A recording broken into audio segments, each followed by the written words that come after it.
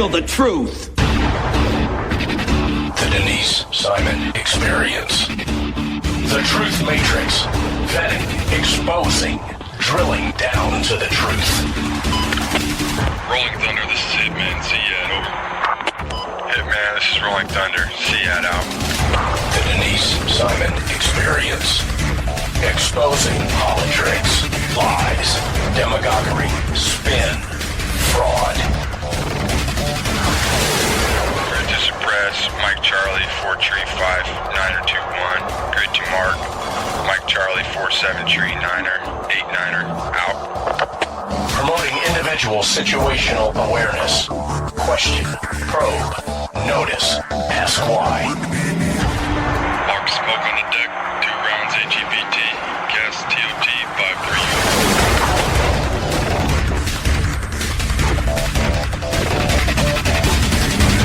And now, the Denise Simon Experience. And welcome, ladies and gentlemen, to the Denise Simon Experience, heard worldwide on Mojo 50. We've talked about this a little bit before, and that is rent control. And you know, rent control uses government dollars too, which doesn't seem like we have much control over that. Another item we don't have control over. So what do?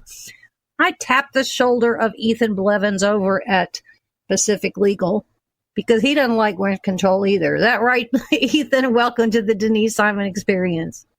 Thanks for having me, Denise. You don't like it either, do you? Oh, yes, I think, yeah, that's a given. Sure, yeah, I don't like rent control. It's true. How did we get here in rent control? I mean, rent control, it was going on back in the 50s. Was it going on before that? Yeah, it began actually as a wartime practice, and so in World War II, and obviously it's no longer limited to that. But yeah, so it's kind of been going on and experimented with since the first half of the 20th century. So once we have a government program, they don't go away; they expand. Well, that is true. In fact, wartime measures are particularly that way. They're supposed to be wartime, and then all of a sudden they just carry on. So this is an example of that, unfortunately. I know New York is really famous for rent control, but it's permeated in a lot of other states. And is it a combination of federal dollars, Ethan, as well as state dollars that are funding rent control?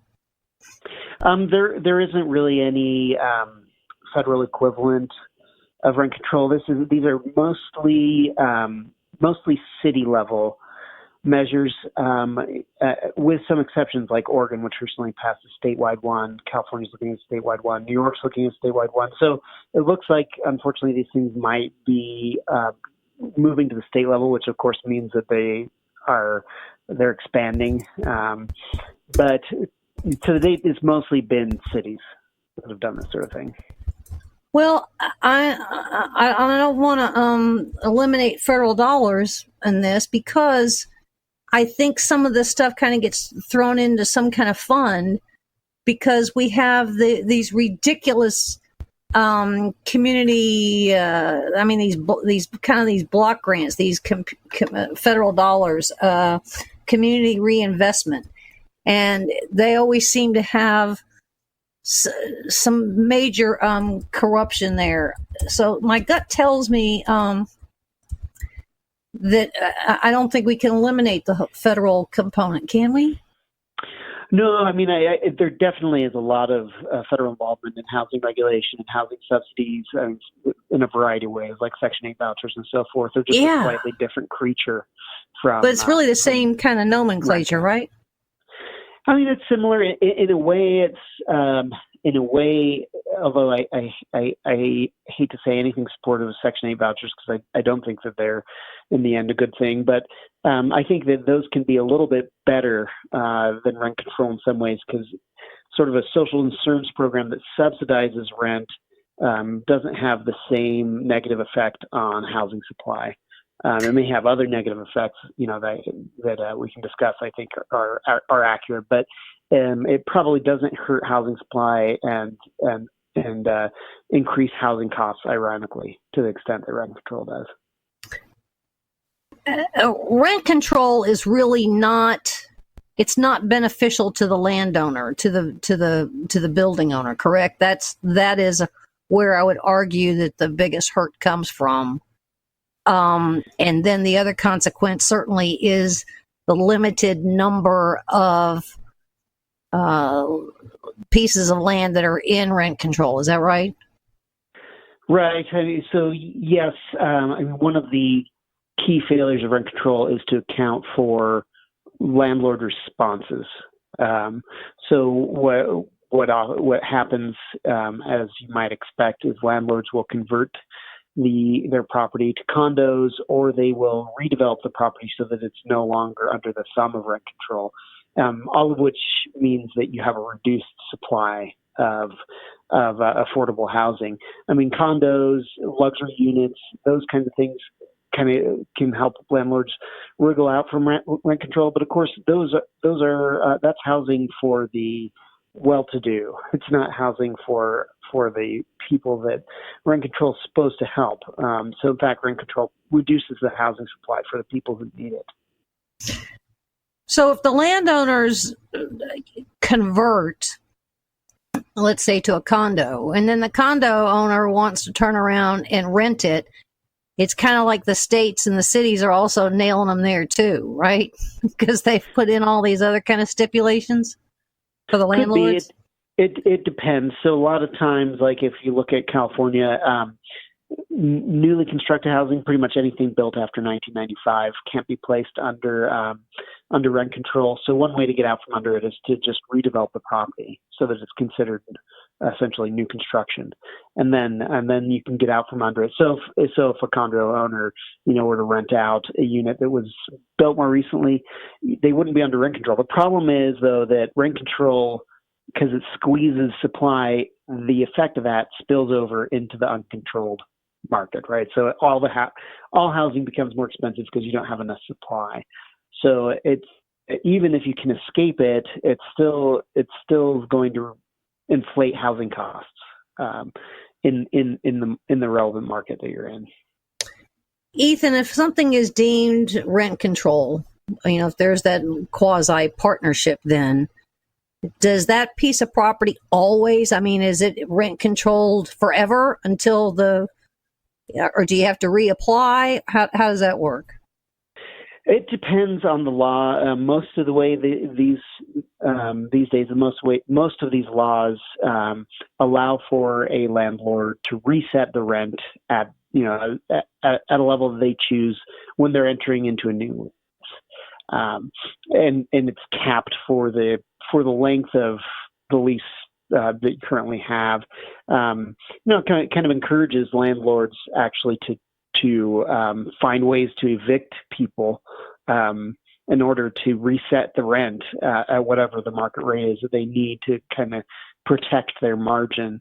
And that's kind of what happens. So a 2018 study of San Francisco rent control by the National Bureau of Economic Research found that landlords actively respond to rent control by doing these kinds of things, trying to find ways to evict their tenants either by moving in themselves or converting it to condos or whatever.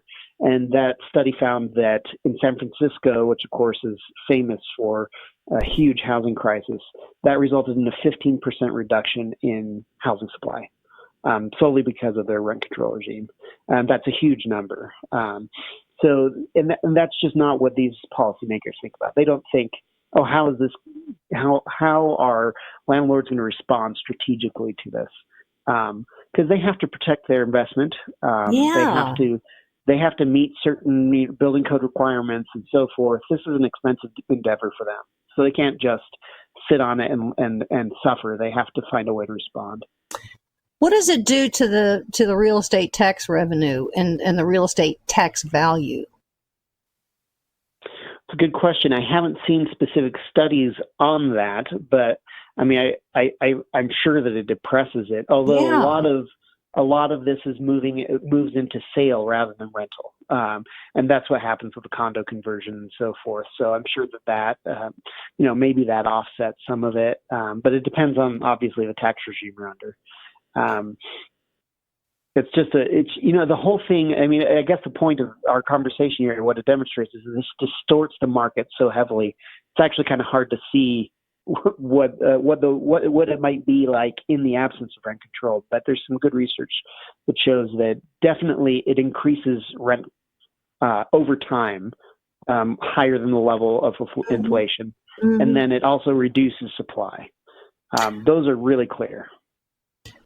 Would it also, I would argue that rent control means that maintenance of the properties themselves begins to deteriorate, and the quality of the house begins to kind of go into a tailspin. Is that right? That's definitely true. As the journal author calls this shabification. So the rent control regime means that landlords don't have much incentive to improve their property, not only because they don't have much incentive to compete because they're all charging the same level of rent essentially, and because they can't afford to, all right, because they've got to figure out a way to offset the losses that they're suffering under rent control. So what ends up happening is you have two types of housing. You have the converted properties where landlords converting into like high-end condos. Of course, that's going to go to the very rich, or at least the well-to-do. And then you have everything that is under rent control that's getting shabbier and shabbier because nobody's improving it. So you end up with this huge dichotomy, which is really high-end housing and then really low-end, right next door to each other. Conditions. Yes. Virtually in the same city block necessarily, correct? Yes. Yeah, and you can see that, I think, in cities where you have long-term rent control in place. So Oregon, Oregon's considering going statewide. Has Oregon even bothered to kind of go visit San Francisco and see what the consequences are? That they would, I mean, wouldn't that be, they always do want to spend more money and do these studies, but are they doing studies? No, I mean, this is largely driven by very ideological political activism, and those guys aren't interested in studies. So the Oregon rent control regime is 7% a yearly increase above inflation, and the California proposal, which has not passed into law yet, is lower than that, 5%. And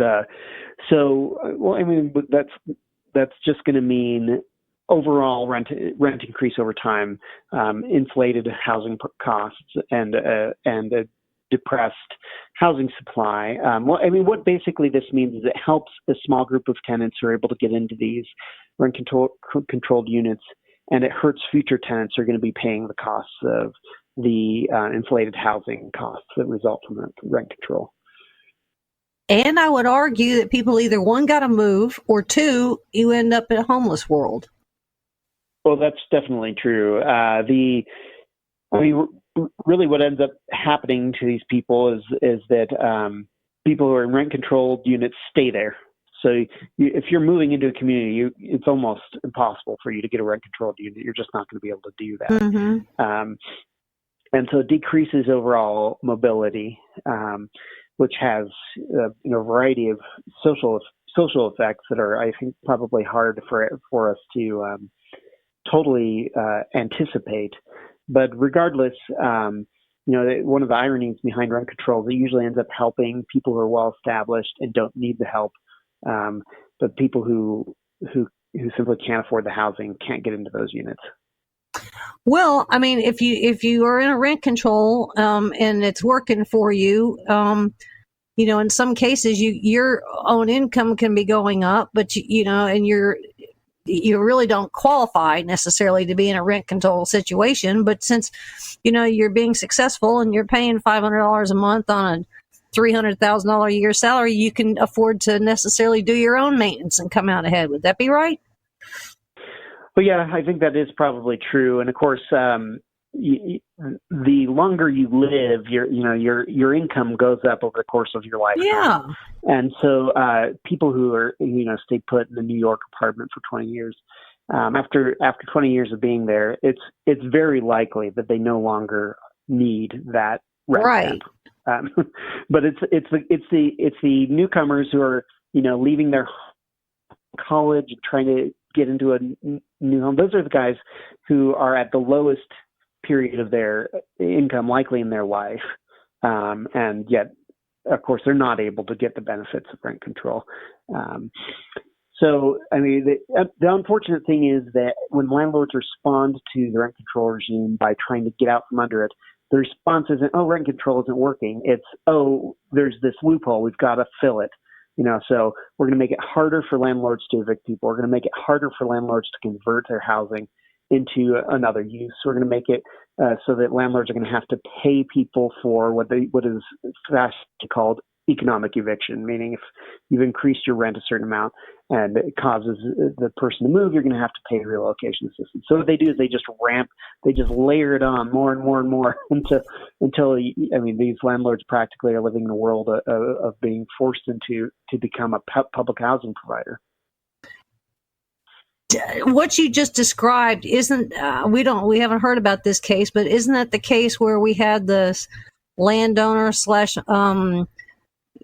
mobile home operation that he wanted to get out from underneath it, and all of the people that had lived there and had these leases were raising hell that he can't sell it? Remember that case? Yeah, that's I don't know which specific one you're talking about, because there have been a lot of cases in that situation. Yes, definitely.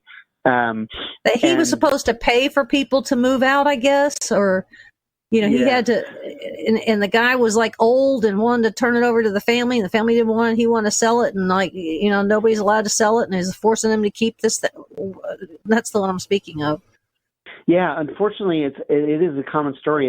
It's happened in a lot of states. Sometimes those kinds of sort of relocation costs that are just really extreme have been struck down in court, which is very positive.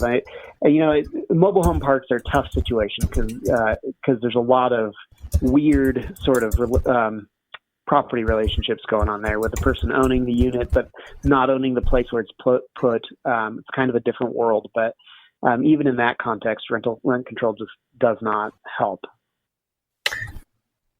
What's the position of Pacific Legal in all of this? I mean, it almost seems like there's a real estate takings component to all of this. A landowner or a property owner isn't necessarily free to do what he wants to do because of all these stipulations. Is that right?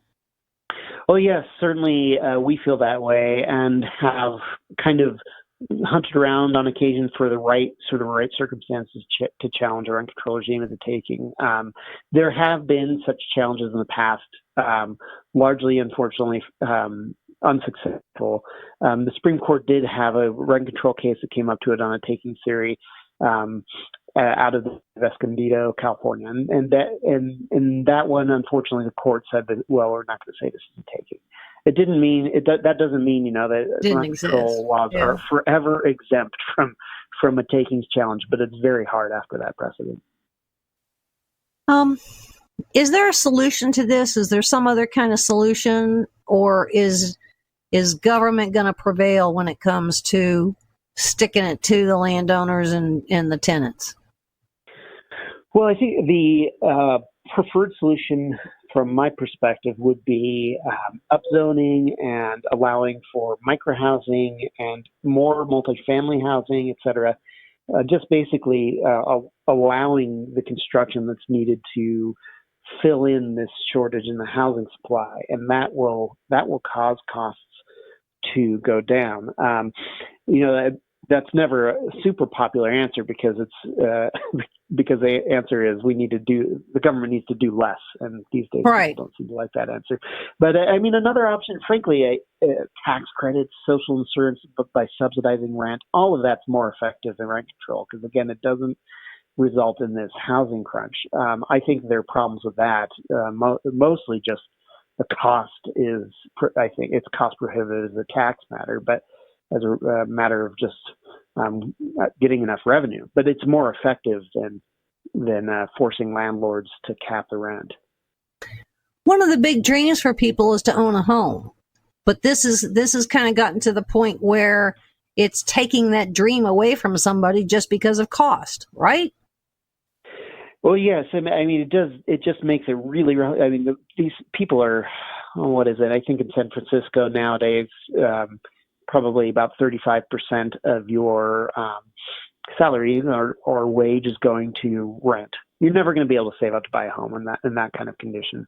And that's why, I mean, if landlords convert to condos, it's never going to be the renters who are going to be able to afford to, purchase and move into one of those. So yeah, I mean, I think it keeps people under the thumb of the rental regime. Ironically, they're never able to save. They're always paying a huge ratio of their income on housing. This is such a vicious cycle here, Ethan. I'm not sure that there's an off ramp out of all of this. Unless people just decide they're going to personally take a financial hit, get out, allow them to do self eviction, move someplace else, and start all over again. Is that right? Well, I mean, these days it never seems like a politically satisfactory thing to say. Unfortunately, you might have to move to a place that's just less expensive. But that's the reality for a lot of people, and it seems like city and state leaders are not willing to tell people that. They'll just say, "Well, you deserve a place here. We're going to make it so you can live here." And what they do is just make it more and more unaffordable.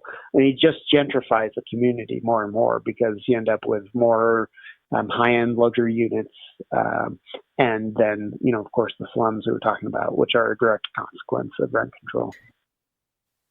And am I reading that Governor Newsom is he's putting down the whole threat of pulling transportation dollars into these neighborhoods? Yeah, so there was kind of an encouraging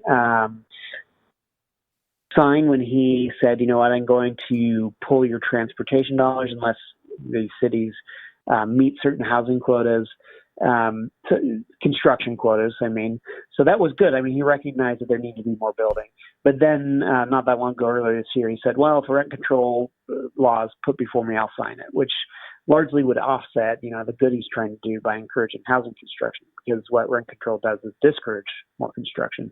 There's going to be less investment in the real estate industry as a result of that, at least in the in the multifamily housing aspect of housing. There will just be a lot less investment. There'll be more landlords are going to be bowing out. So it's going to offset the good that he's trying to do with construction. So it's really a shame. The irony is that California tried to pass an initiative to get rid of the Costa-Hawkins Act, which limits the ability of local jurisdictions to impose rent control. And that initiative was a dismal failure. It was rejected thoroughly. So it seemed like California voters don't want this. And then, months later, the legislature says, we're still going to do it to you anyway. So that seems to be that's a normal pattern. And, the legislature does one thing, or the voters want one thing, and the legislature does another, and then the governor does another. But that just seems to be a pattern in California. But this is a festering disease I see here, especially on the West Coast.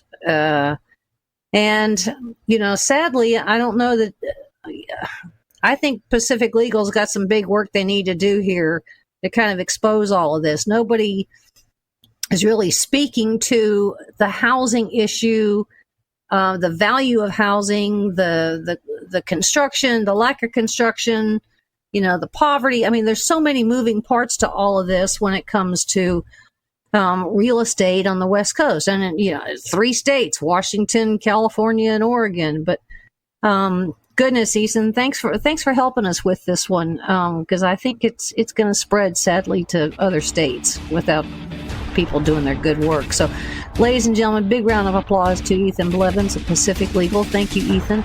And ladies and gentlemen, stay with us because there's more coming your way on Mojo 50.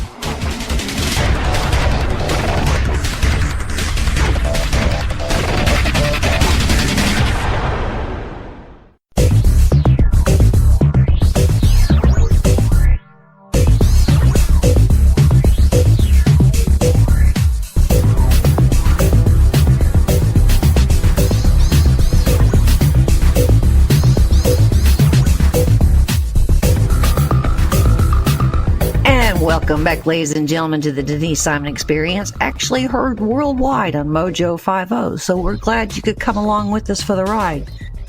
Mr. Sam Faddis, a frequent guest here on the Denise Simon Experience, has been writing a series, and I'm very happy that he has, on human resources, or human sources, I should say, for intelligence collecting. And it's really kind of a fascinating thing because history says that we have to have them, but it seems like we're missing some somewhere and relying on technology, I would argue. But Sam is former CIA, so this topic is all his. And I think passionately enough, he's been writing this 3-part series. I think the third part's due out pretty quickly. But with that, Mr. Sam Faddis, welcome to the Denise Simon Experience. Pleasure to be here as always. Oh, you're too kind. Certainly with the invention of the internet and then technologies and apps and all kinds of little features that have been concocted and created and launched, the intelligence world has a countless number of additional pathways to collect intelligence. And I think you're making the argument that there's a heavy reliance on the technology side as opposed to the human source side. Did I get kind of that right? Yeah, absolutely. And that's at least a portion of what I'm saying. I mean, and you know, up front, I'm not saying we don't need satellites, intercepts, all these technological capabilities. Nobody's suggesting that. I'm not saying, shut that down. What I'm saying is it's not enough. There are gross limitations to what it can tell you. It can tell you there's a bunch of tanks lined up on a border. It can't tell you if Vladimir Putin's decided to send them across or if he's just making noise. Ultimately, there are just a lot of things that technical stuff can't do, and you got to have human intelligence, and we're not getting it done anywhere close to as well as we need to get it done.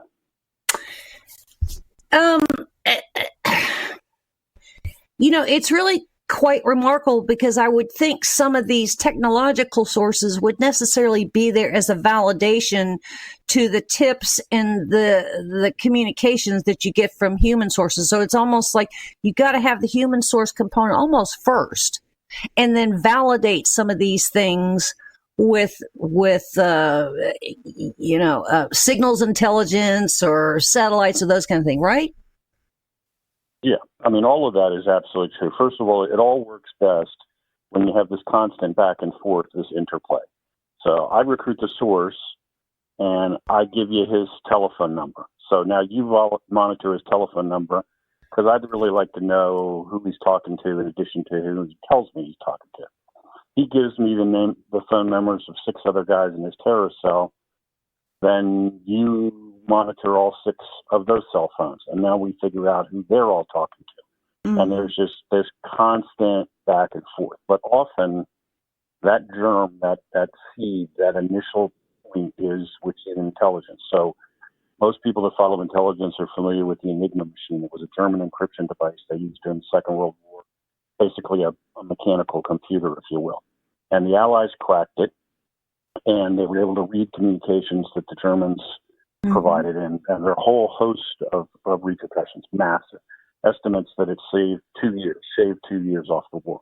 Mm-hmm. The point of origin of all of that was a spy the French ran inside German headquarters, cryptological headquarters, who came out and gave them the operating manuals, the encryption procedures, handed them chapter and verse on how the thing was built and how you encrypted it, and then was given to guys who could sit down and use all that to crack the code and break the device. But without that initial human intelligence, it's quite likely we would have never read those codes. Let me ask, kind of throw some sand in the gears on this one, and let me ask the question this way: when events happen that we kind of really don't want to happen, that some kind of an attack or whatever it may be, is there some kind of egg on the face of the intelligence community that they were blindsided by something like this because we didn't have the human intelligence component?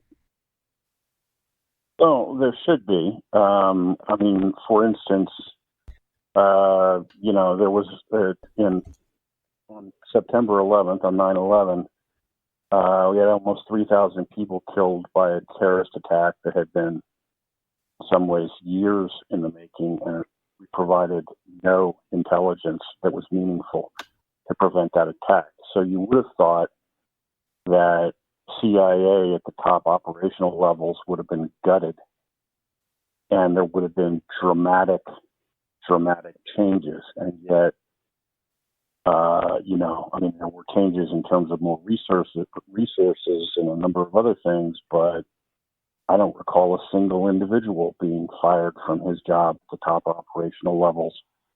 That organization basically was built to prevent one thing, which is to make sure there would never be another Pearl Harbor. And now you have what's worse than Pearl Harbor on American soil. And yet we didn't really hold anybody to account.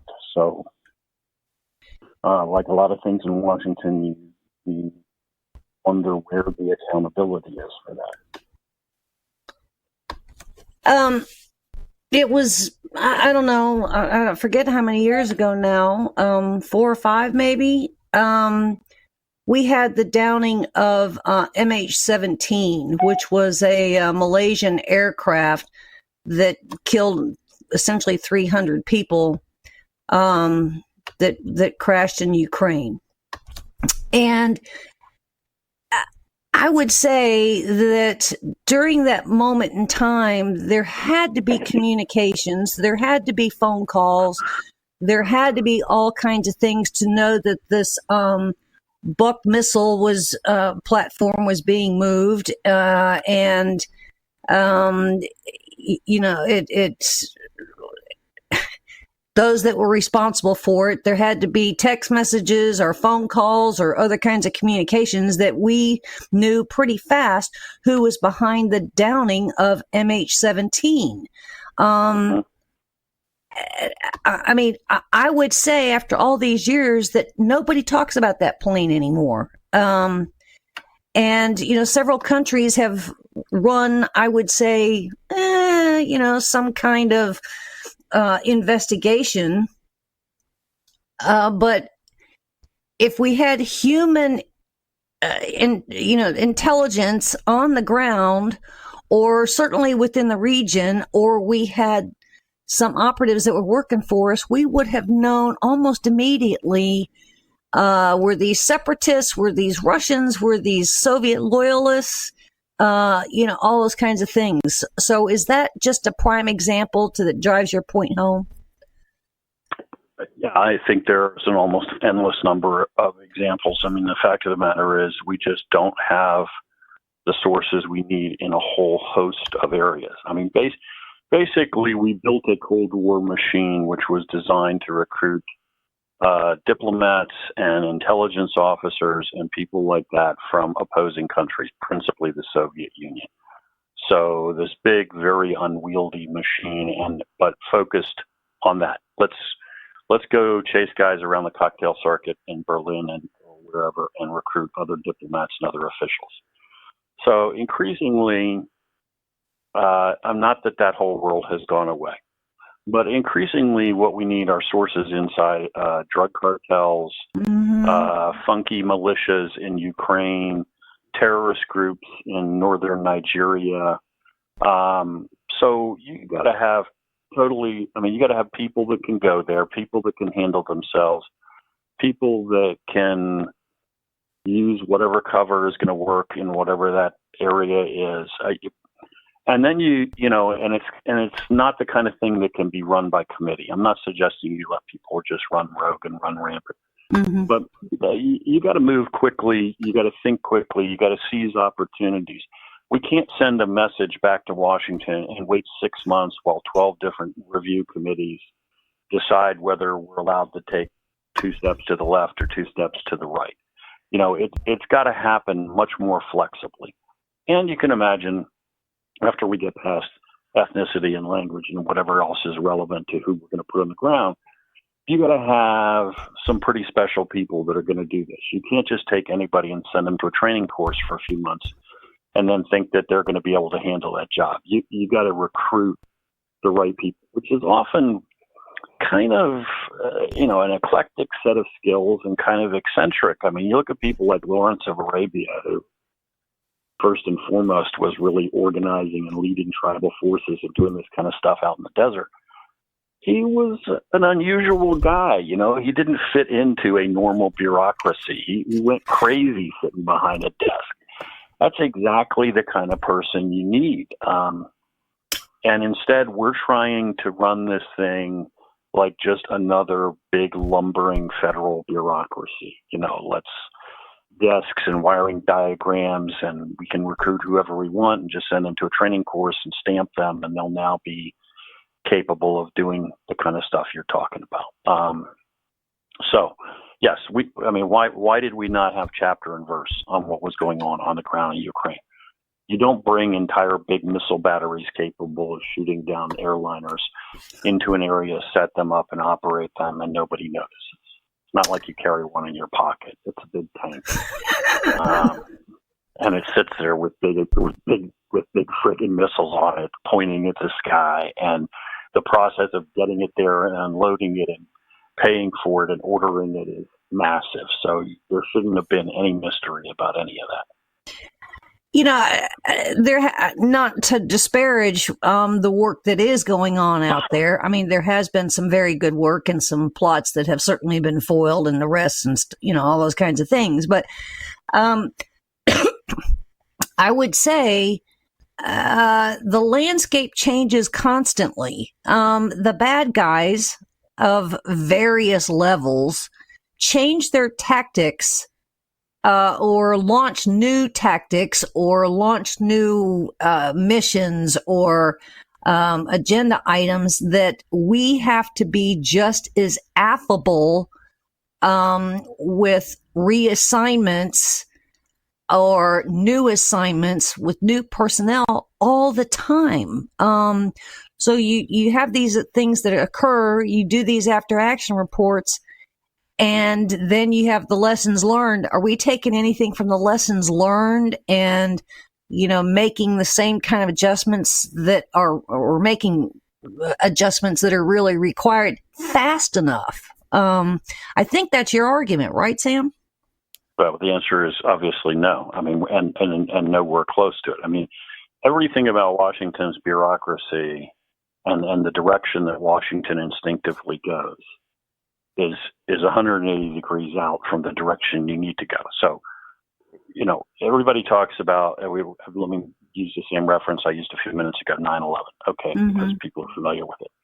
All right, so 9/11 is billed as a failure to share information between agencies. Okay, there were issues with sharing information, but I would say the first problem is it's not a question of sharing, it's a question of collection. We didn't have enough intelligence in the first place. We shouldn't have been reduced to sharing scraps. We should have known chapter and verse. We ignored that. Then we respond, if you think about what happened in the aftermath over the space of a few years, we respond to this problem by creating a whole host of new bureaucracies in Washington, D.C.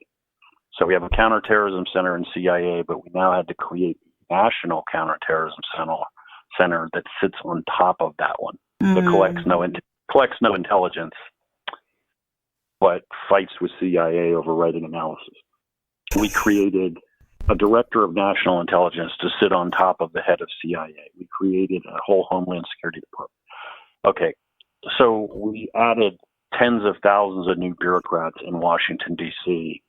as a response to a problem that fundamentally was we didn't have sources inside Al-Qaeda. So at best, that makes no positive impact. In reality, it actually makes a negative impact because it just means that many more people to second guess everybody in the field. And you know, we could broaden it. Look at the world of special operations. I am not a special operations guy, although by virtue of the work I've done, I've spent a lot of time with those guys. Special forces, Green Berets, were originally created to function as little small teams of guys working with the hill tribes and guerrilla forces independently. Now when we deploy special forces groups, we tend to deploy the entire group, 1,000 guys at a time, a giant headquarters, staffs, banks of guys behind computers, to make sure, I guess, that those 12 guys in the A-team can't actually move the way they need to move, flexibly, nimbly, aggressively, right? They got to have a staff looking at them. So, philosophically, the approach is all wrong. You need a small group, relatively small groups of folks. They need to be the right people. They need to be highly trained. They need to be seasoned. And then you need to let them work. And I don't mean let them go rogue. I just mean if they're trained and they know what they're doing, they need to move fast. So you won't be waiting until ISIS has blown something else up and then trying to figure out how they did it and catch them. You'll be stopping them before they blow things up, which is supposed to be the objective. I think the bureaucracy, if you take that word and dissect it, I think I'm hearing that we have too many lawyers involved that created this bureaucracy. Way too many lawyers and way too many people. Also, just way too many people that call themselves intelligence officers. I wrote that in the first article in this series. You can't swing a dead cat in Washington, D.C. without hitting somebody who tells you he's an intel officer. And I granted, okay, there are people in the intelligence community, analysts and so forth, who are not case officers like I was, and who make a very valuable contribution. If we don't have analysts, I don't know why we're collecting the intelligence. But you got thousands and thousands and thousands of people sitting around, all claim to be intelligence officers, and not one of them has ever recruited a terrorist source. Most of them have never recruited a source of any kind, but they went to a training course one time, and they punched a ticket, and now they sit behind a desk and they make decisions. And they don't have any idea on earth what they're doing. Ultimately, espionage is an art. It's not a science. I couldn't tell somebody how to paint a painting or other things that are artistic quality. And you either have it as a spy, you kind of instinctively know how to do it and get better at it as you proceed, or you don't. And it's not a matter of just going to a training class and punching a ticket. You could send me to a training class tomorrow to be an NFL pro quarterback. I'm pretty sure when it was all done, I would suck at it. So much to my chagrin, because that's really what I always wanted to do for a living. But, I'm too, even in my prime, I was too weak, too slow, too small. So too bad. Don't train me to be a pro quarterback. You people can do different things.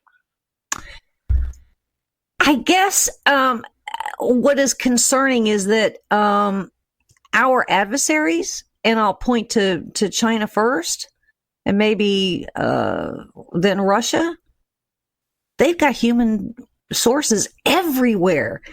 The what got missed, I guess, a couple of days ago was the Spy Museum in Washington, D.C. had some people put together, and they did a series, and they said, look, there are more than 10,000 spies in Washington, D.C. right now.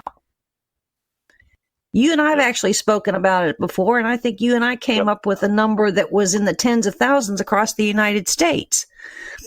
So our adversaries have human sources that are certainly way undercover, because some of them are here as students, some of them are working in academia, some of them have been contracting jobs within corporations, government contractors. I mean, all kinds of things.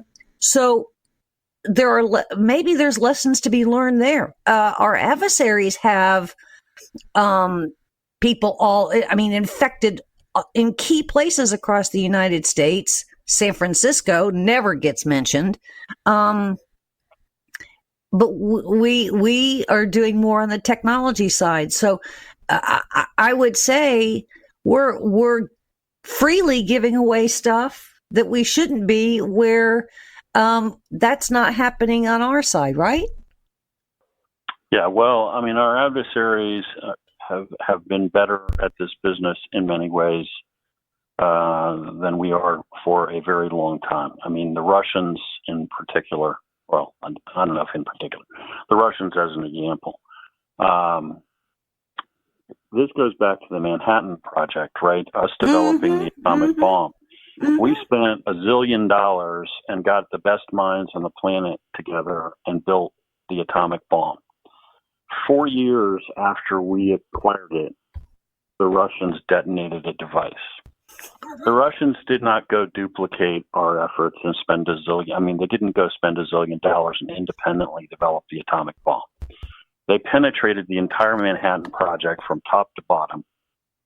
They were actually aware of the existence of the Manhattan Project before the FBI was formally briefed on its existence. Before we told our own bureau, Moscow knew. And they smuggled out of Los Alamos the diagrams, the drawings, the technical details, basically this is how you build an atomic bomb manual.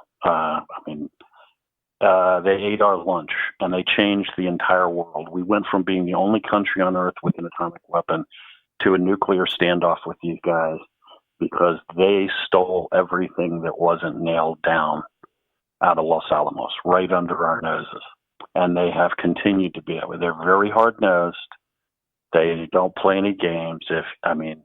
If you're a guy working on your third divorce and you got a drinking problem and no woman's looked twice at you in 20 years, they will find a Natasha to sit next to you at the bar and laugh at your jokes. And it won't be pretty, and it won't be sophisticated, and there won't be any pretense of some ideological element. They'll just push whatever buttons they got to push. And the next thing you know, this guy will be giving them everything. And they do it all of the time. And whatever it is, whatever the brass tacks are, money, women, whatever, they just get down to it. They don't try to treat it as a bureaucratic thing. They understand it's all about human nature. And, sometimes it's not pretty, but the bottom line is they're really good at it. We've got countries that are certainly adversarial. Again, China and Russia, Iran. And inside those countries, there are some pretty good people that come knocking on the door and say, "Hey, I want to help you guys out." And we may go through 2 or 3 years to really vet this person when we're losing 2 or 3 years of assistance. And I would argue that we had this person many years ago by the name of Adolf Tolkachev, who was a Soviet engineer who had been, after so many years, was finally able to give us all kinds of technical secrets that saved the United States probably millions, tens of millions of dollars, because CIA and the Defense Department were going one direction, but based on what he was sharing, we were going kind of the wrong direction to not necessarily compete, but stay ahead of at the time, the Soviet Union. So are we not using those people enough, or are we not encouraging more Adolfs to come forward and knock on our door? Well, it is unfortunately common that what happens is we have folks approach us, typically referred to in intelligence circles as walk-ins, even though they may approach us in a variety of other ways, and offer us intelligence, and ultimately we turn them away. Yes. Typically because headquarters is in a panic, and headquarters is. Typically, you get a message from headquarters that says something to the effect of, "Well, he might be lying." And to which my response is always, "That's welcome to the party.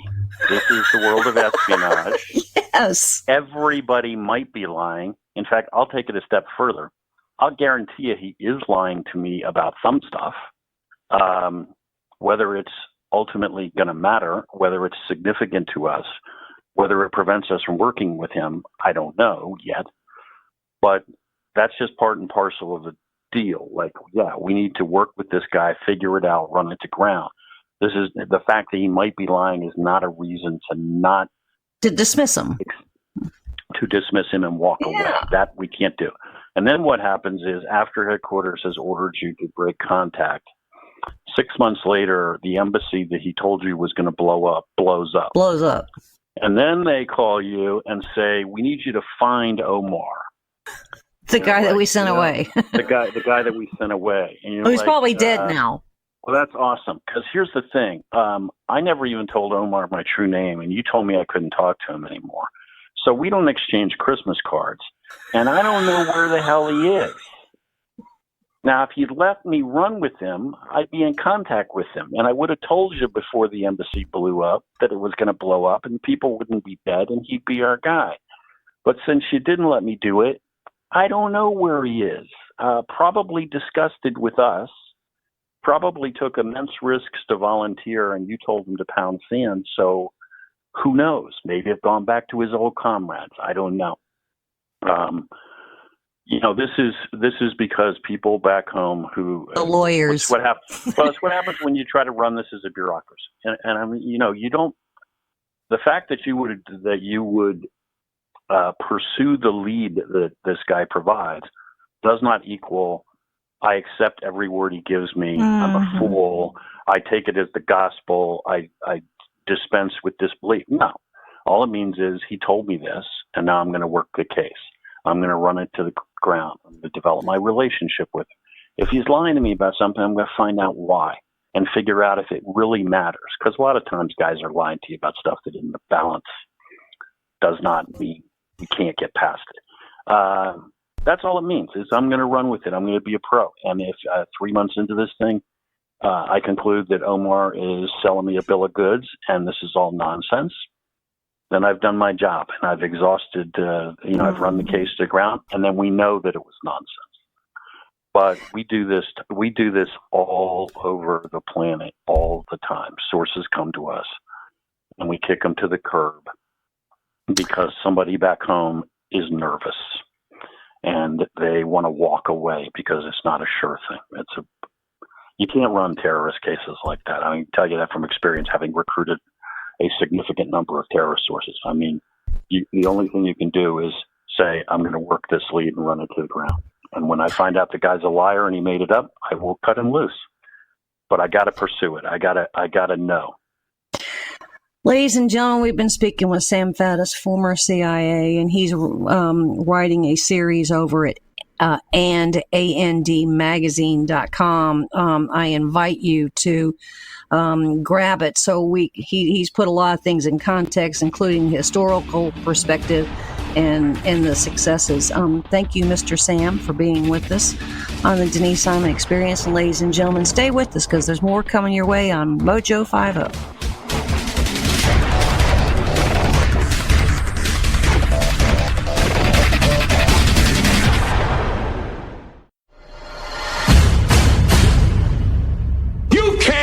The truth. The Denise Simon Experience. The Truth Matrix. Vetting, exposing, drilling down to the truth. Rolling Thunder, this is Hitman. Ziad, over. Hitman, this is Rolling Thunder. Ziad, out. The Denise Simon Experience. Exposing politics, lies, demagoguery, spin, fraud. Grid to suppress, Mike Charlie, 4 tree 5, 9er 2-1. Grid to mark, Mike Charlie, 4-7 tree 9er, 8-9er, out. Promoting individual situational awareness. Question, probe, notice, ask why. Mark smoke on the deck, 2 rounds AGPT, gas TOT 5-3. And now, the Denise Simon Experience. And thanks, ladies and gentlemen, for staying with us here on the Denise Simon Experience, what is heard worldwide on Mojo 50.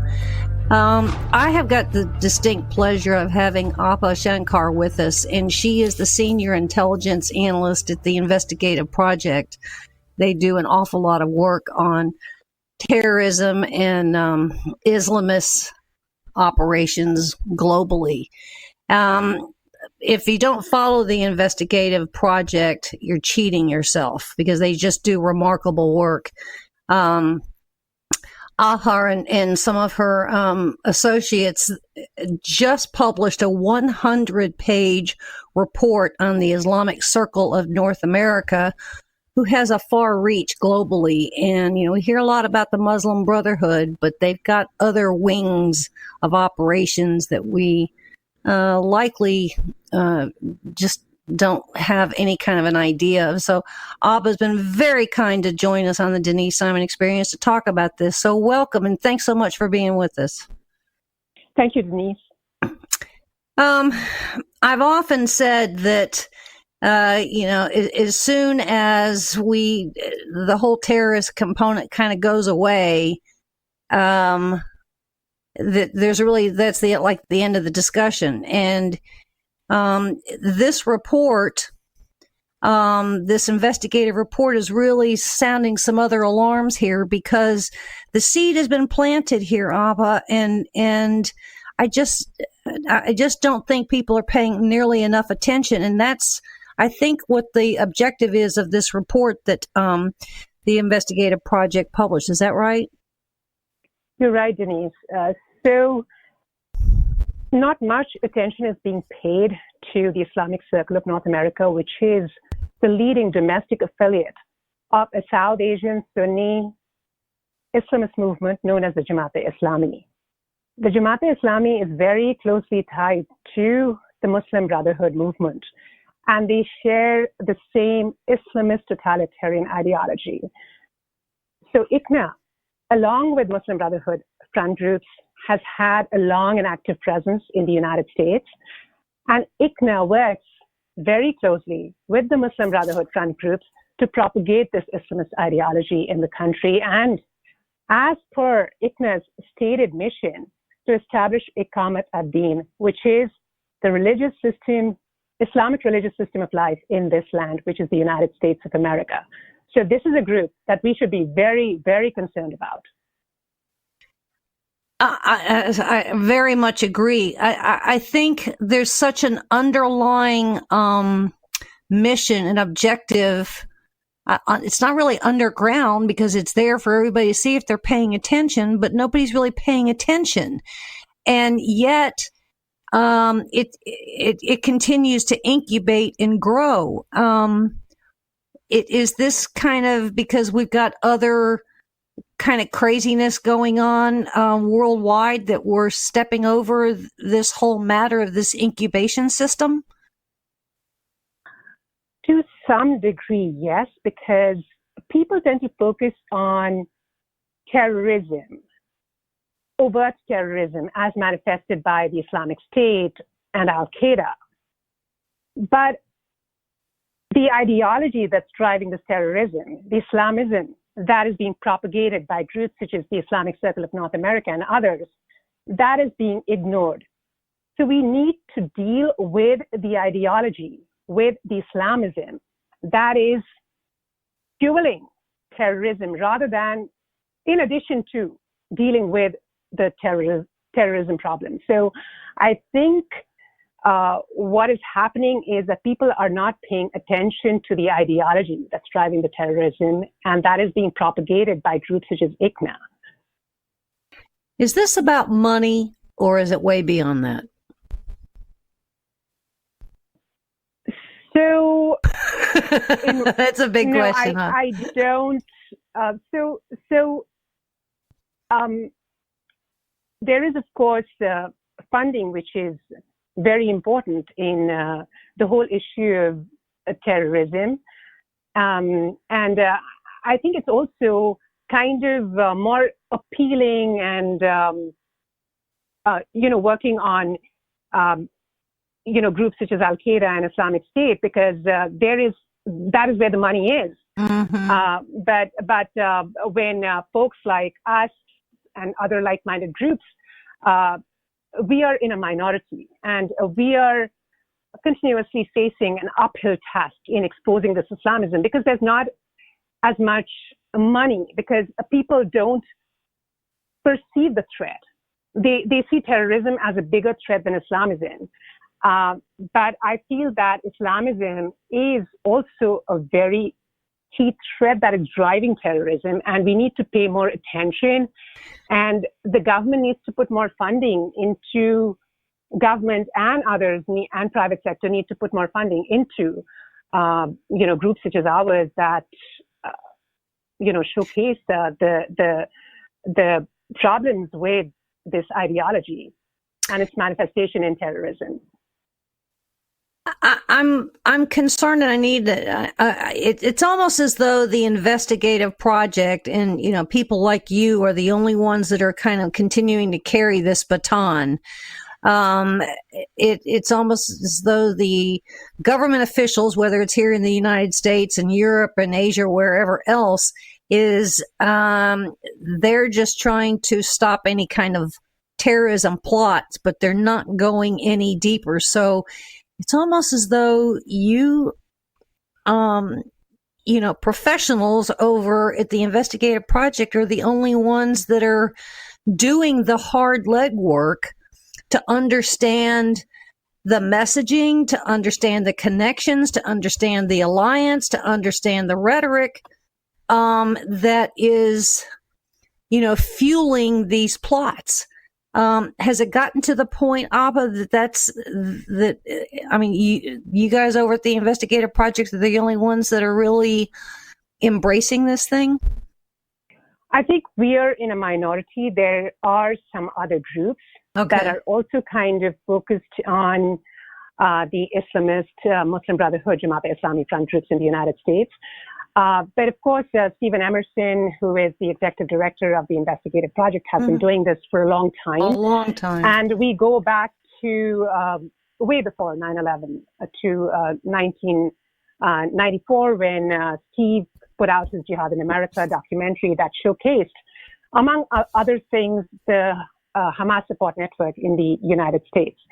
How Hamas was politically and financially advancing its agenda in the United States. And because of the work done by the investigative project and Stephen Emerson, a lot of the leadership of Hamas was, deported from the United States. And we got rid of, to some degree, the problem.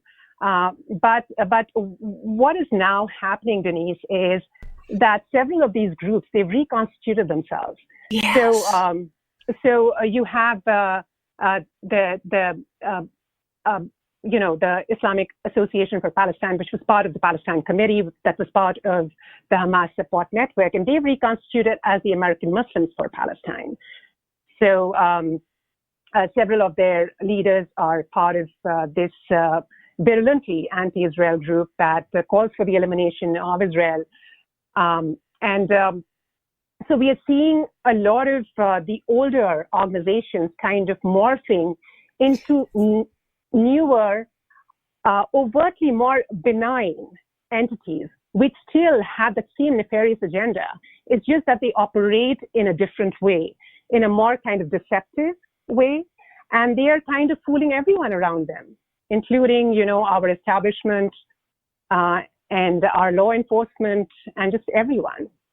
So now we have like a harder task of, exposing their deceptive agenda, because they've gotten more clever at hiding their true agendas. They've they've gone back, to their older websites and kind of removed the more inflammatory rhetoric that they had. And I can cite, an example, with ICNA. So ICNA, it openly called for jihad. It openly supported terrorist groups in South Asia, around the world. But you go to their website, and now, they've removed a lot of the inflammatory extremist rhetoric. So they engage in this kind of deception to delude the public and the government.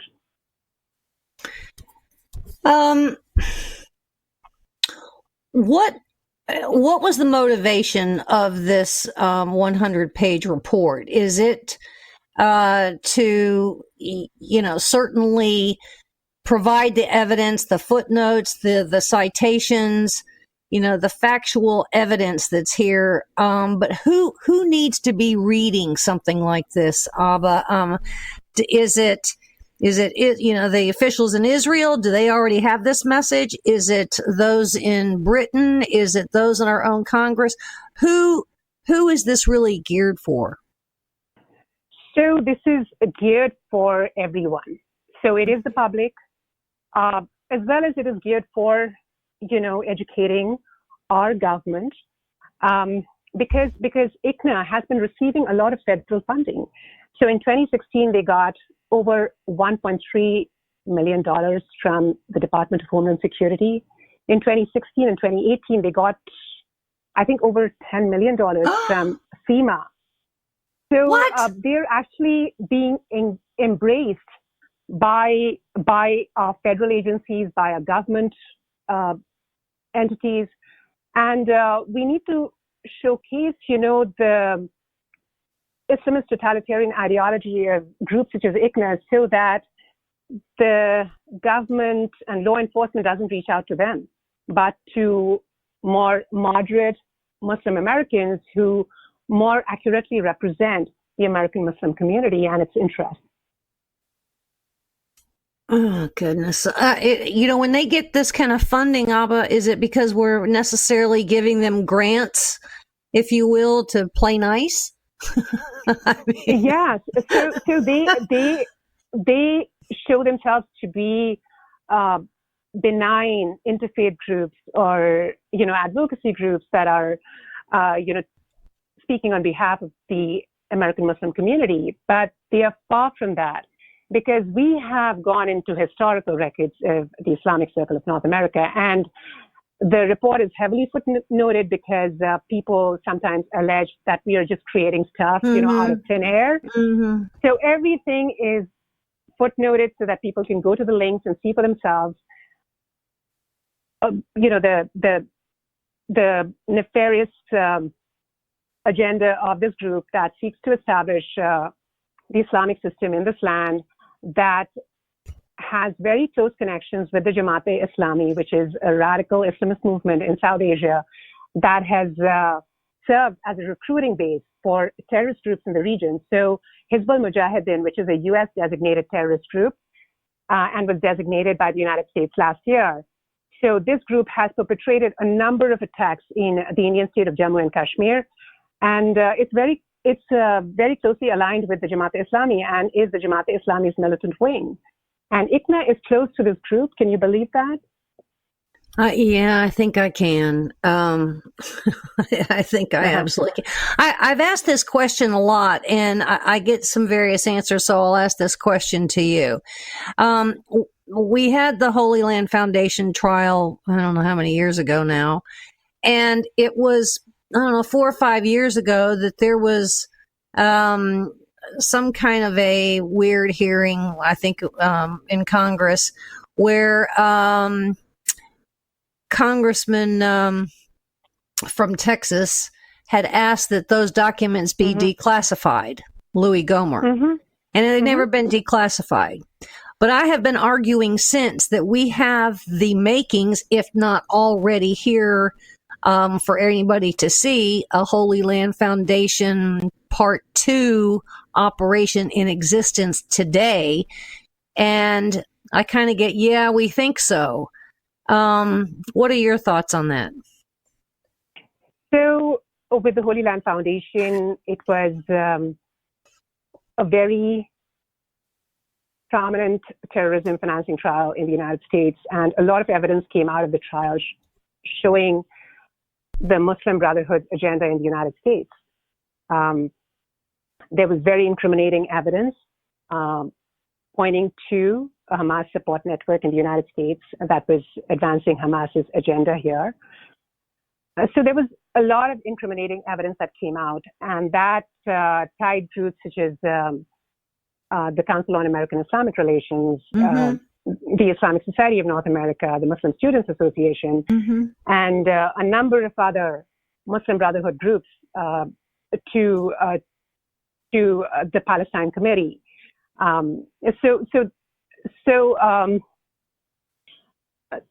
The Holy Land Foundation trial definitely showcased the threat that we have from these groups in the United States. What has happened is that, as I mentioned earlier, a lot of these groups, they've kind of reconstituted as newer entities. So your point about there being another Holy Land Foundation trial is fully justified because, I mentioned the case of the American Muslims for Palestine. So they were all part of the Islamic Association for Palestine. So they have reconstituted as a different entity now. So definitely there is this kind of regrouping of the original entities that is happening. And the threat is, as it was before. Nothing really has changed. That's my thought. I don't follow this obviously as closely as you do, but so I, appreciate this report in a big, huge way. In fact, kind of reading it was almost terrifying.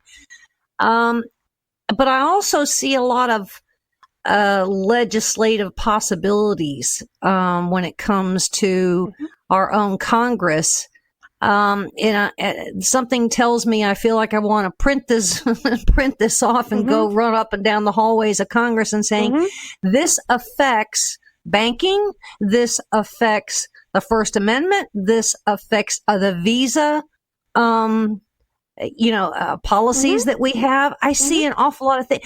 Plus, I would also argue that when the U.S. intelligence agencies, if you will, collaborate with other allied ones, and certainly some of those that might be classified on the rogue side, like Pakistan, we have some other arrows in the quiver that we should be using. And somehow I feel like this has been dropped on the floor. That's the scary, fretful notion that I have on this. Is my fear misplaced, or do you need to be walking up down the halls of Congress and shoving this in people's chests? No, I think, Denise, you're right about people not paying as much heed to, the problem that we confront within the country itself. But I do want to mention that in the case of the Islamic Circle of North America, Representative Jim Banks, he introduced legislation, this was earlier this year in February, and showcasing ICNA's connections with Jamaat Islami. He pointed to that, and he said that the Islamic Circle of North America, which is, it's not just like a small group, it has a vast network, which comprises its proselytization arms, which is why Islam and Gain Peace, and its charitable fronts, which is the Helping Hand for Relief and Development and ICNA Relief, as well as its education and training programs. So it's through this vast network that it's propagating this Islamist ideology and, supporting terrorism. So one good thing that has been done is this introduction of legislation in February by Representative Banks, and it calls on U.S. aid agencies to halt all partnerships that they have with ICNA and its affiliate groups such as Helping Hands and ICNA Relief. It's a good thing, and at least it's something. Yes. And I would also say that some of these, the Helping Hand for Relief and Development, they kind of coined some cool words, so we would step over that and go, oh, that must be all right. That they have an IRS status as a 501c something. And I think that there ought to be some revoking of some of those designations. Is that a possibility? So we are kind of trying for that. And, hopefully, this IPQ report on ICNA is going to, assist in that effort. But Helping Hands for Relief and Development, they have partnered with Jamaat-e-Islami in Pakistan, in Kashmir, and they have actually had affiliations and close associations with U.S. designated terrorist groups, including Jamaat-ud-Dawa, which is another name for Lashkar-e-Taiba, that was responsible for the 2008 terror attacks in Mumbai. So they have all these terrorist groups represented at their events, and we don't know where the money that's going to Helping Hands from U.S. aid agencies is going. Maybe it's just going into terrorist, hands in the region. It's just no way of kind of finding out. But recently there was this big terror attack in Kashmir, in Pulwama, in which 40 Indian soldiers were killed by Jaish-e-Mohammed. There was this big clampdown by the Indian government on Jamaat-e-Islami and its activities. And they're saying that there's a lot of funding by Jamaat-e-Islami affiliates in the region going to supporting terrorism. And a lot of it is also being funded by the Pakistani intelligence service, the ISI. So there is a lot going on the ground that we are not as aware of. In this report, I kind of spotlight more of the activity in the United States, but there are all these international connections, and the money is going somewhere. They are, taking money from the federal government, and there's no way of kind of knowing what's going on in the region. So there's no way of tracking. So I think we have to become more vigilant, like our federal agencies, the IRS, about, looking into their financial records and seeing where is it that all this money is going to.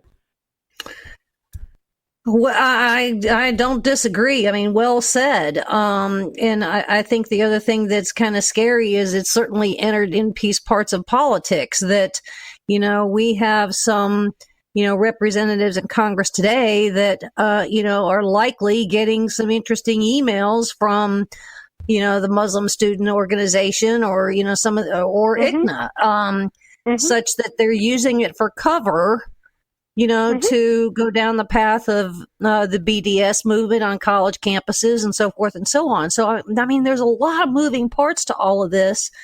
Yes. Abha Shankar is who we've been speaking to, who's done some remarkable work along with some of her fellow researchers and investigators over at the Investigative Project. Ladies and gentlemen, I certainly invite you to go over to the Investigative Project and go through this report. I mean, it was really quite stunning of the footnotes and the citations that you used. I mean, the evidence is obviously there. The work had to be a long time in the making, but you certainly make the case in a big, huge way. I really want some of our allied countries, especially those in Europe and those in Asia, to pay some real attention. That they may be able to, because the tactics are still there and we would have to necessarily change our tactics. So a big, huge congratulations to you, Abha, and those over at the Investigative Project for this work. We're very, very grateful that you shared this with us today on the Denise Simon Experience. Please come back very soon. And ladies and gentlemen, there's more coming your way. So make sure that you stay with us.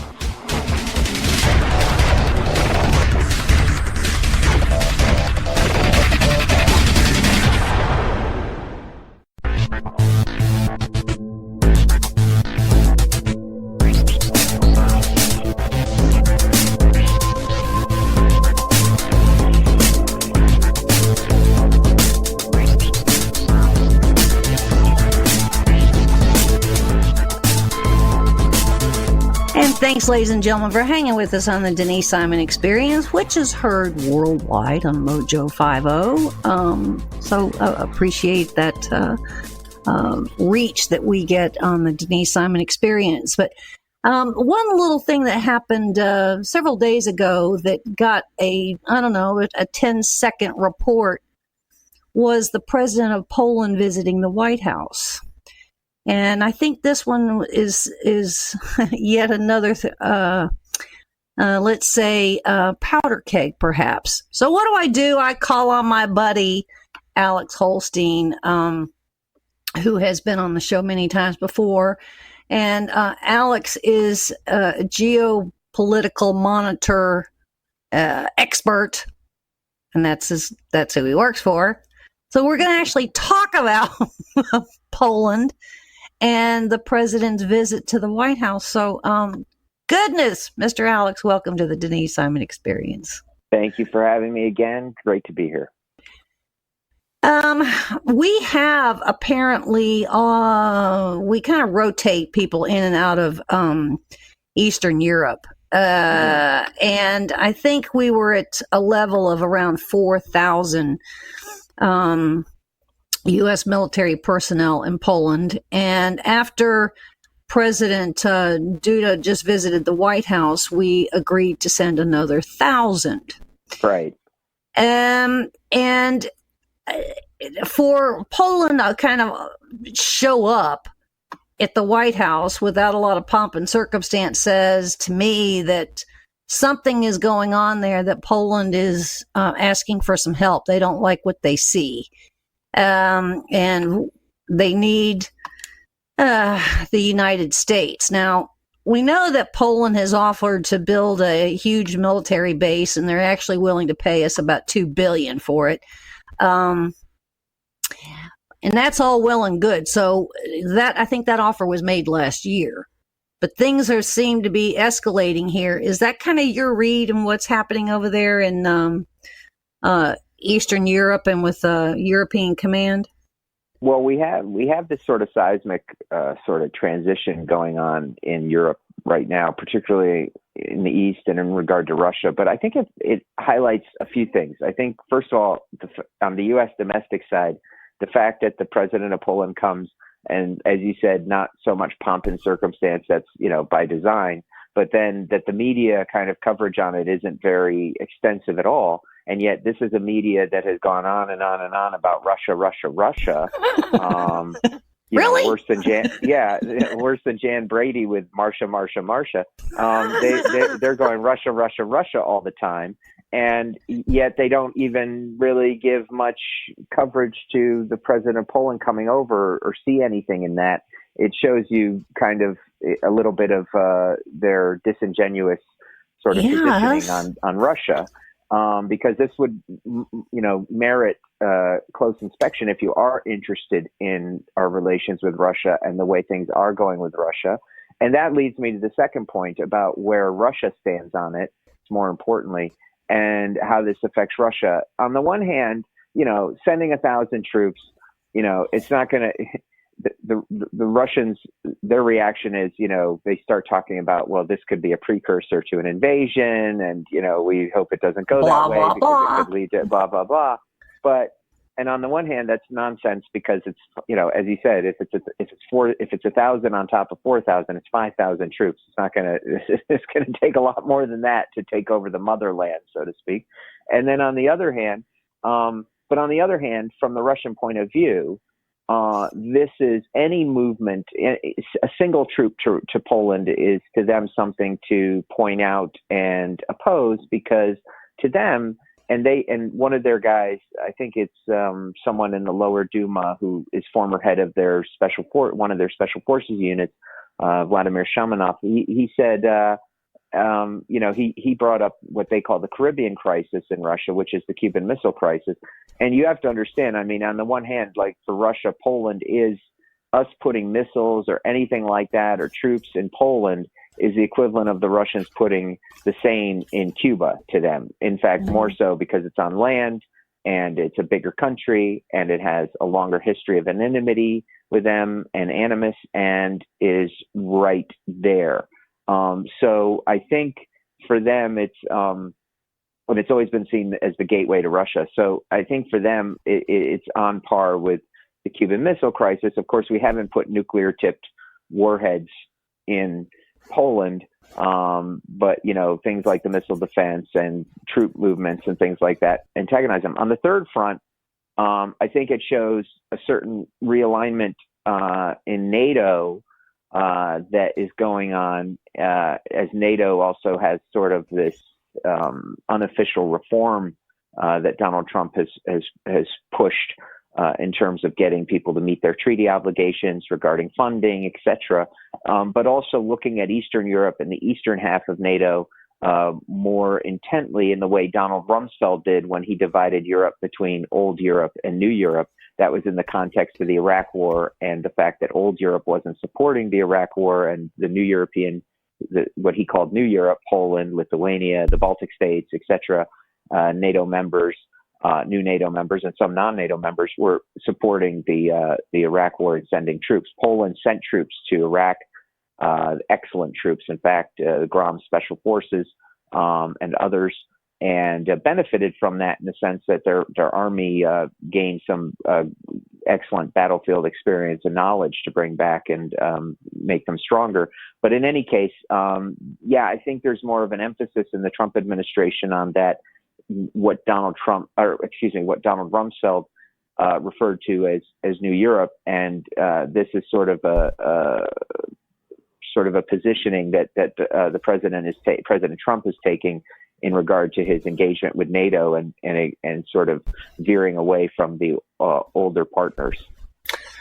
Well, Poland clearly wants to be a good partner in NATO and a good partner with the United States. I think that when Duda was here, they actually signed an agreement / contract to buy some additional F-35s, or buy some, I shouldn't say additional. And I don't know how many, and I don't know what possibly those delivery dates may necessarily be either. But that tells me that they're very serious, which would be an embarrassment, I would think, to Germany. Would that be right? Mm-hmm. Yeah, I mean, I think it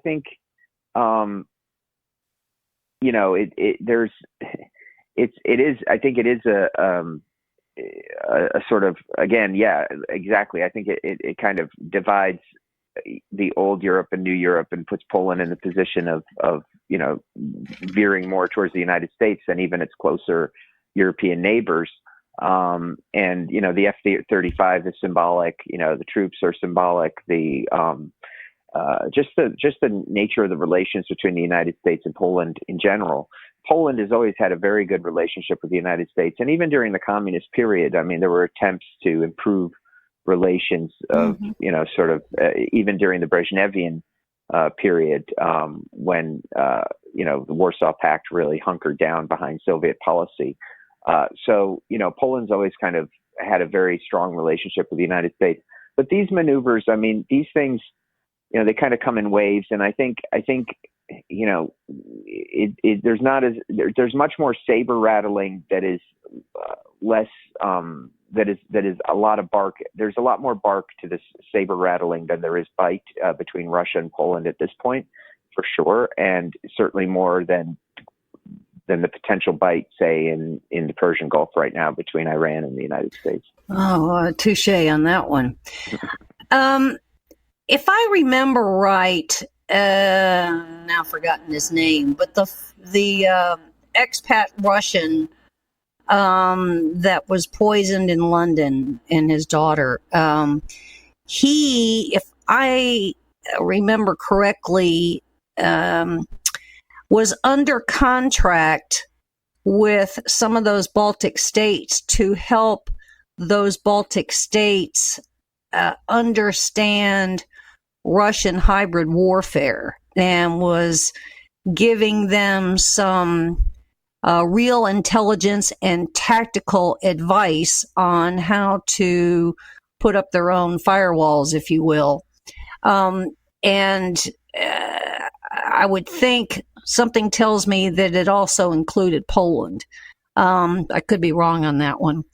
So it almost, I'm kind of guessing, you may need to correct me here, but these additional 1,000 troops, something tells me they're more in the cyber realm, they're more in the intelligence realm than there are ground troops. Would that make sense, Alex? Yeah, and I mean, if for example, if we're kicking up drone operations in Poland or around that area, operating out of Poland, we would need ISR, intelligence, surveillance, and reconnaissance people. We don't need the people to fly the drones. They fly them usually from places like Nevada or wherever, like way far away. But it's the wonderful thing about video game warfare. You just go on multiplayer on your Xbox and you can blow up the world. No, they operate. They need people. They need forward observers. They need technology. They need imagery analysts and people like that might come in country. I don't know what the nature of these particular troops are, but to your point, yeah, 1,000 troops could equal, in the hybrid warfare sense, could equal or context could equal 10,000 troops. Yeah. Troops. Yeah. It's an excellent point that it's like the way special forces, when they started, especially U.S. Army Special Forces, as the first force multipliers, in that their main goal was to train insurgencies and guerrilla movements and foreign armies, that they were force multipliers, that one special forces soldier could be equal to 100 regular soldiers in terms of what he brought to the table, and force multiplication. Well, this is exponential compared to that, so that's an excellent point, I think. The person you were talking about, by the way, was Sergei Skripal, I think. Yeah, thank you. I'd have been here a half an hour before I remember his name. No, it's hard to keep them all on track. They've assassinated a few of them, so and they use polonium on Litivenko. See, it's not easy for you to say. No, not me. These names, and Litivenko is former FSB, and Skripal was former GRU, which would also make sense towards what he could advise on that hybrid warfare thing, because the GRU is very technologically oriented. Well, on a wider picture, because of what is going on, certainly now, as we're chatting about when it comes to Eastern Europe and NATO, and then what's happening in the Persian Gulf, we're being stretched here. I'm almost seeing a death by 1,000 paper cuts, because I got to ask then, where are the other NATO countries? Where is Europe? I mean, with what was happening with these tankers, and now with this drone that the Iranian Revolutionary Guard Corps shot down, it's kind of like we were first to respond. But where's Britain? I think they're kind of sort of showing up. Hello, France, where are you? Italy, where so. It's almost as though they're kind of battening down the hatches and leaving it all to the United States, and we'll pay you a few dollars and you guys take care of it, especially when it comes to Eastern Europe. Are we going to go out all this pretty much alone, Alex? We're always alone. Oh, I mean, we're I knew that was going to be your answer. We are. I mean, we're everybody's daddy. And we have to go out and take care of it. And that's part of being a superpower on the one hand. And it's also part of realizing that our European allies sometimes, apart from the British, have, are a bit fickle. And I think, look, it's not all Europe's fault either. I'm going to do some soul searching as an American, but, go back to 2000. I think a lot of this reverberates from initial the 2 or 3 years after 9/11 on the march to Iraq. I think people talk about Donald Trump upsetting the apple cart with European relations and how great our relations were till he came along. I think that's a nonsense. I think our relations were already beginning to have fissures with Europe, minor fissures, but fissures nonetheless, regarding the formation of the European Union in the 90s. And at the end of the 90s, that as an economic competitor and potential economic competitor put us not openly and directly on an adversarial footing or even in opposition to each other, but there were statements by many European politicians, both on the right and the left, saying that, Europe's going to overtake the United States as an economic superpower by 2010 and things like that. So already there was this sort of competitive sort of economic thing going on right before 9/11. Then 9/11 happened, and quite openly we have a rift with major European powers regarding the Iraq War. And I think that was a lot more damaging to U.S. relations with Europe. Our situation in the Iraq War, the things that were said, the things that were done at the UN in multilateral settings and contexts. Again, the UN, Dominique de Villepin, the whole thing with France, freedom fries. I was thinking about that the other day. I was thinking about we were pouring French wine down the down the street. Yeah, I hope no one poured a Mouton 53 because that's like a $10,000 bottle. But they're like,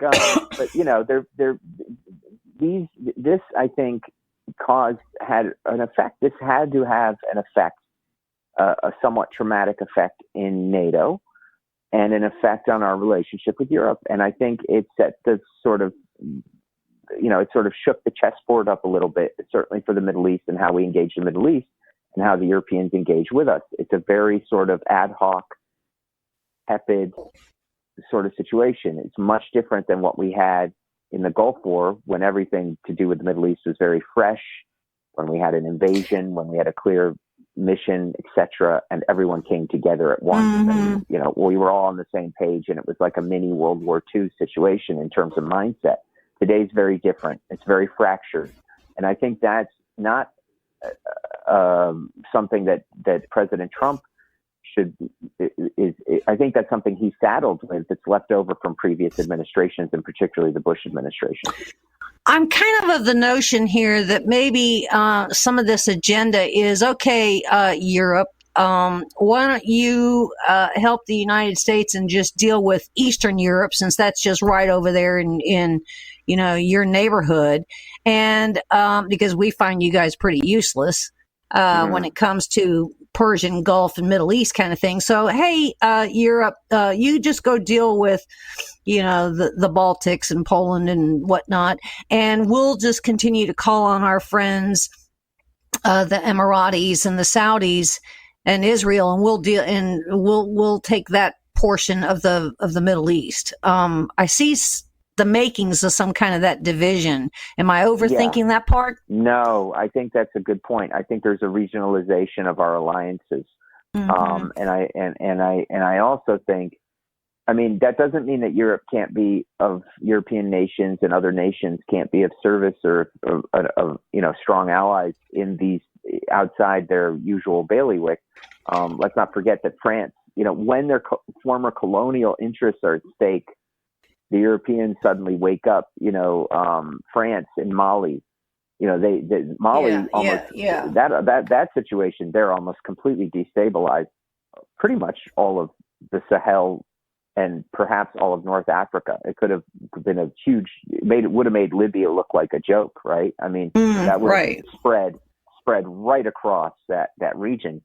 And they stopped it butt cold. Now they're still there. It's sort of a stalemate, but they've got Al Qaeda and the ISIS affiliates marginalized, contained. But it took they sent 5,000 of their best troops down there to take care of that. So they do wake up and do things. Like, maybe if we're smart with our history and we look at where European interests have traditionally been at stake, and particularly in the old colonies, then that's probably where we can rely on them for help. And so then what ends up happening is we actually leave Asia, I don't know where. Do we just say to Japan, you just handle Asia, and we'll just have North Korea is a burr under our saddle?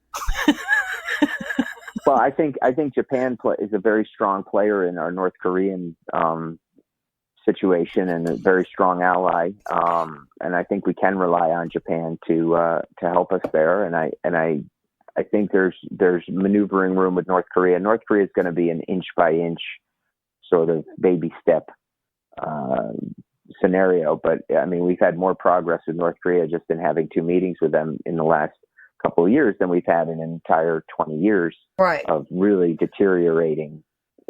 badly deteriorating situation. I think Donald Trump has stopped the deterioration.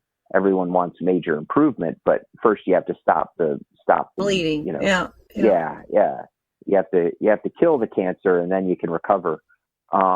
So he's I think he's done a good job in stopping that negative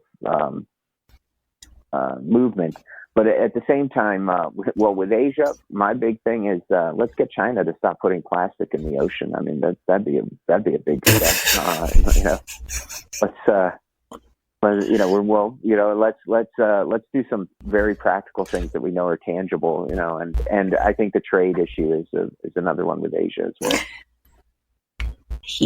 There's not a continent now that's not affected. I mean, Venezuela has erupted all of really Latin America. We obviously have Islamic State going on in Asia that has left headlines completely. Sudan, Middle East. What the heck, Alex? Well, I mean, are you going to take over Mike Pompeo's job, the worst job in government? No, I don't think I'm on President Trump's Rolodex, but I would love to be involved. But I think President Trump, like all presidents before him, inherited some really kind of nastiness situation. Yes. Yeah. And, really open wounds. Yeah. And I got tired of hearing from Obama every 2 seconds, which he did especially for the first 4 years. Well, Bush this and Bush that. It's all Bush's fault. And I always said that President Obama has to stop saying that George Bush's dog ate my homework as an excuse for, why he's not doing his homework. But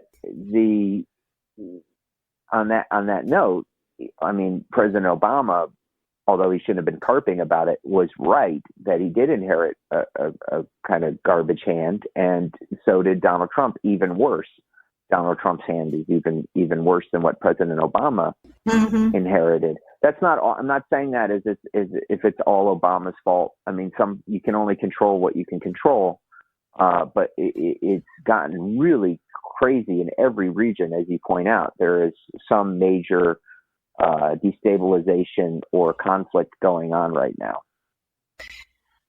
Well, I think it's really quite interesting. We're paying an awful lot of attention to Iran right now, and that's okay. I mean, with good reason. But it's almost as though this other front has formally opened up because of Duda's visit to the White House and what Poland is really asking for. I think Poland is actually being more proactive in ringing an early alarm bell so they don't face a Ukraine-Crimea condition. I